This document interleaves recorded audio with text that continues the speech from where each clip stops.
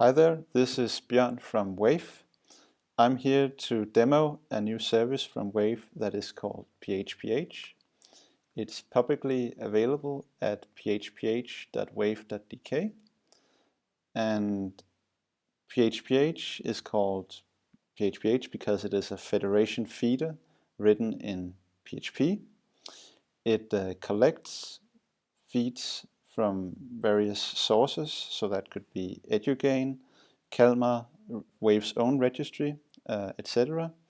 It takes these sources, downloads them, and then it filters them, and then finally it publishes them as new sources that can be used externally or internally. The main purpose of PHPH is to have the same degree of control over approving attribute release policies for entities that we get from our main collaborators, Edugain and Kalmar, as we have over our own registry. So for all the entities that we pull from Edugain and Kalmar's feeds, we want to have complete control over which attributes are approved and which aren't. At the same time, we also want the feeds to be fully updated. So essentially what PHPH does is that it allows us to define some filters that we can use to act on the imported entities, and we can then publish special versions of these entities that have the correct attribute release policies. So this is the main overview of the PHPH service. So if we want to, for example, only see the SPs, we can click here, and now we only see the service providers.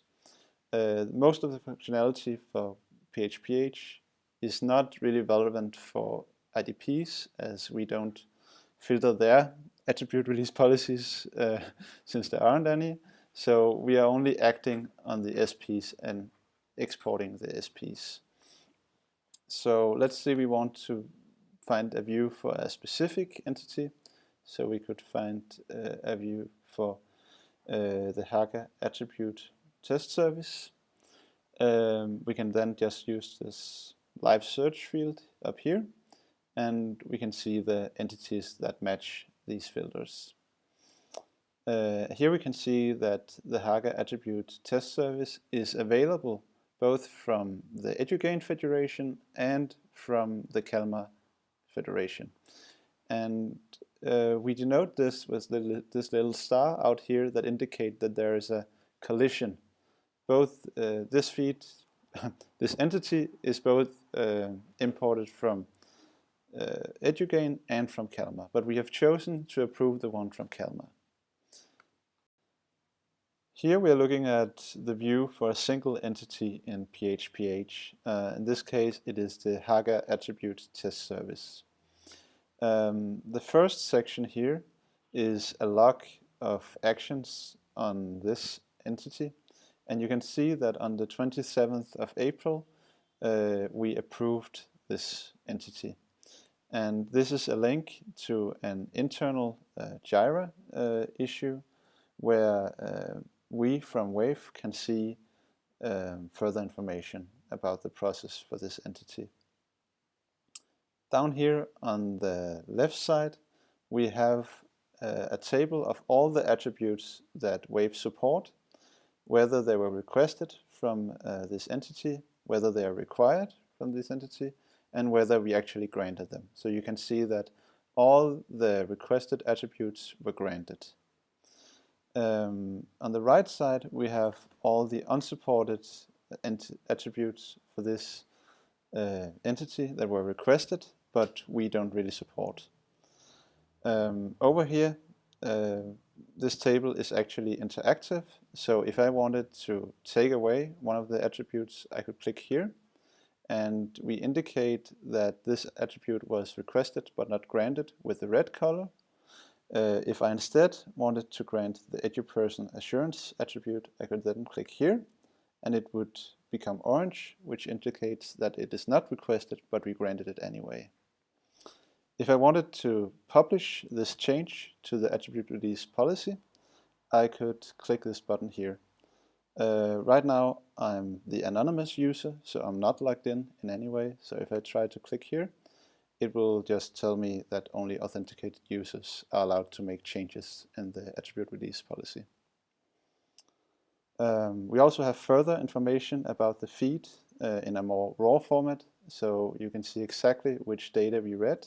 This is available both in the flat format and in raw XML format.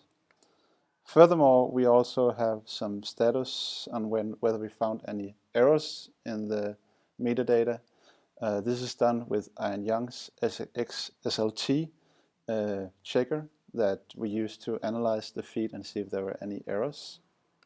Finally, there is also a summary at the bottom of the information about the entity. We have now taken a brief look at the front end of PHPH, but PHPH is actually also the backend behind this front end that does the heavy lifting, which is the downloading and filtering and publishing of the feeds. So now we are inside the tail tab and we are pulling some log entries from the server. So here we can see the data from the latest pull. And if I click, for example, on EduGain here, we can see only the data from the EduGain pull in reverse chronological order. So the newest log entry is on top here. And this view also live updates if PHPH is run. So now, Mads, if you would please initiate, we can see that the new pull is running and we are downloading new feeds from EduGain and Calma and so on. And now we have started to export these new feeds. So we have filtered everything after we have downloaded it, and we have also exported, and you can see that everything is successful. What Mads did before was that he clicked this button on another computer where he was authenticated as a system administrator. But as you can see, I'm just an anonymous user, so if you were to click here, you can see that I get an error message and I'm not allowed to make changes. Now I would like to take a look at the next tab up here, which is the configuration graph. This is a visualized overview of the configuration behind PHPH, which is generated by GraphViz. And what you're looking at here is the sources over here that we download from, for example, Calma and EduGain. We then have some intermediary destinations where we have done some filtering and processing on the feeds. And finally, we have some exported destinations, some final destinations, which is what we expose to the public.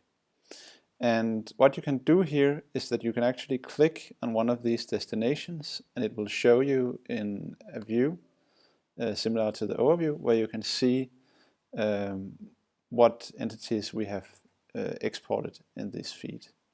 So again, I can click on one of these and we can see exactly what data has been exported for the Technical University of Denmark.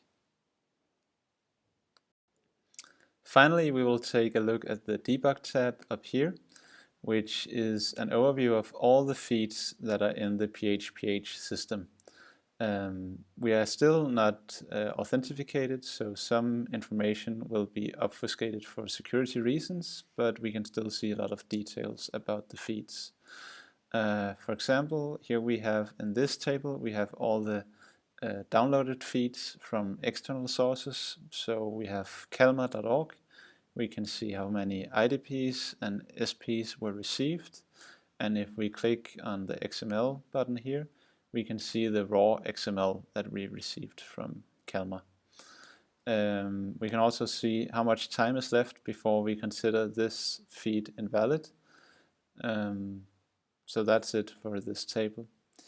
Over here in the temporary table, we have some intermediate destinations where we have filtered some data but are still not ready to publish. And over on this table we have the published feeds that are available for public consumption. So you can take our EduGain feed here, and we can also view the raw XML for this, but we can also get a graphical interface overview if we just click it, and we can see what is actually exported. So if we click on the DTU entity here, we can see all the information that WAYF has exported for this entity, even XSLT errors. Finally, we also have a README over here, where much of the information I've been presenting to you can be read, along with a lot of other central information for the service. The README is still a work in progress, but most of the important stuff is there. Thanks for listening, and have a nice day.